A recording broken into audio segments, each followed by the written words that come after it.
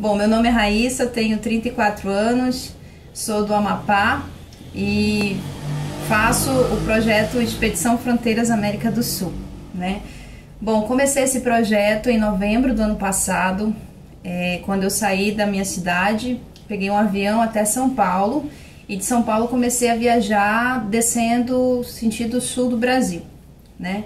E desde então eu estou há 7 meses na estrada e por conta do coronavírus também fui obrigada a parar, como todos os cicloviajantes, a maioria, né?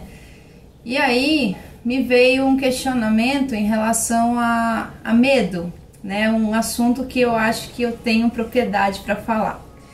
Então, o Luciano e o Gustavo me perguntaram, né, sobre quais eram os maiores medos que eu tinha de sair na viagem. Bom, acho que o maior medo que eu tinha era de a viagem não acontecer. Por incrível que pareça, eu sempre fui uma pessoa muito negativa, assim, muito pessimista. Eu acho que eu sempre me cobrei demais.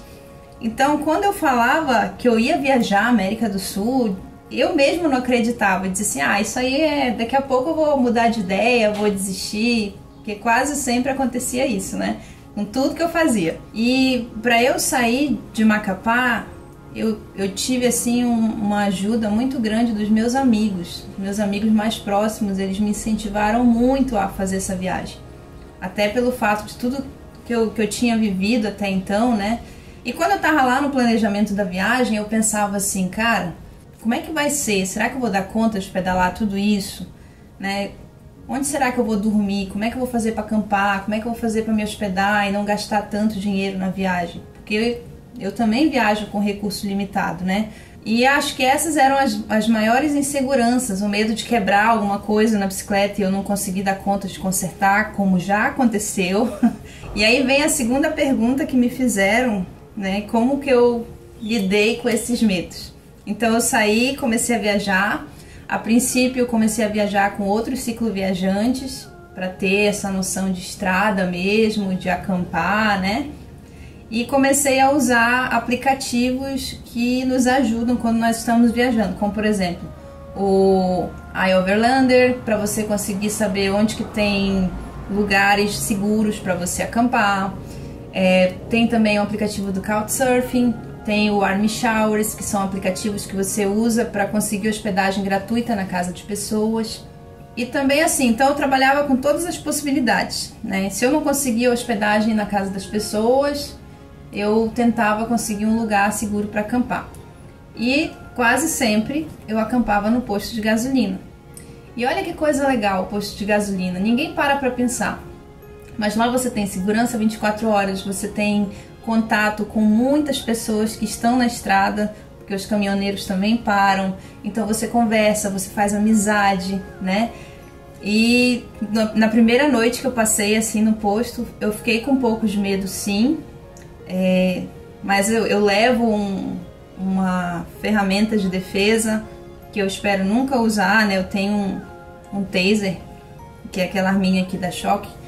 Mas assim, quando eu tô pedalando na estrada, eu largo de mão. Eu uso aquilo ali, eu deixo assim perto da minha mão à noite quando vou dormir.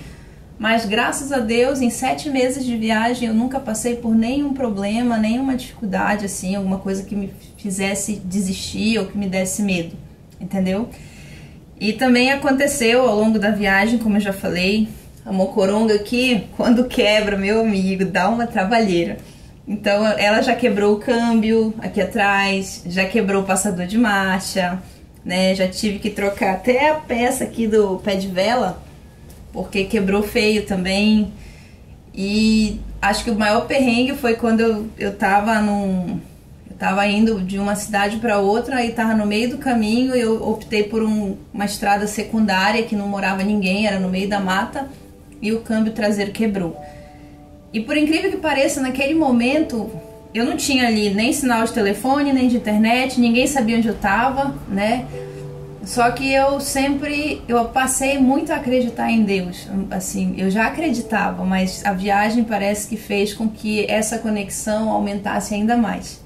Então eu sempre entrego nas mãos dele. Quando eu vou viajar, eu sempre me acalmo, e nesse momento foi o que aconteceu. Eu tava precisando ali de uma ajuda e apareceu um senhor num caminhão lá, cheio de madeira, a gente botou a bicicleta em cima e foi, né? Então, assim, não deu... com o passar da viagem, esse medo foi sendo perdido, foi sendo quebrado, né?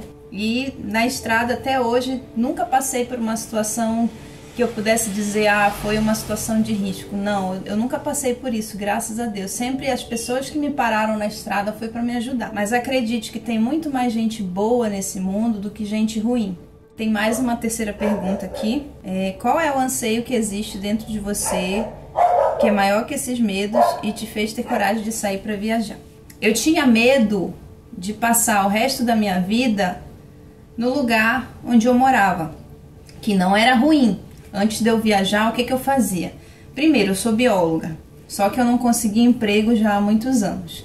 Então eu trabalhava rodando de aplicativos, eu era Uber, né? E já estava trabalhando nisso há uns 2 anos e meio, quase 3 anos. Então, assim, eu percebi que a minha vida, ela parou ali, ela se tornou uma coisa redonda, certinha, assim. Então todo dia eu tinha que acordar cedo, saía de casa às 6h30 da manhã, voltava para casa 10 horas da noite, todo santo dia.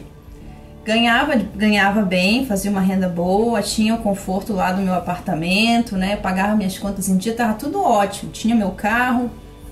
Mas eu comecei a perceber que aquilo não era o suficiente para mim. Eu não era feliz, eu não conseguia...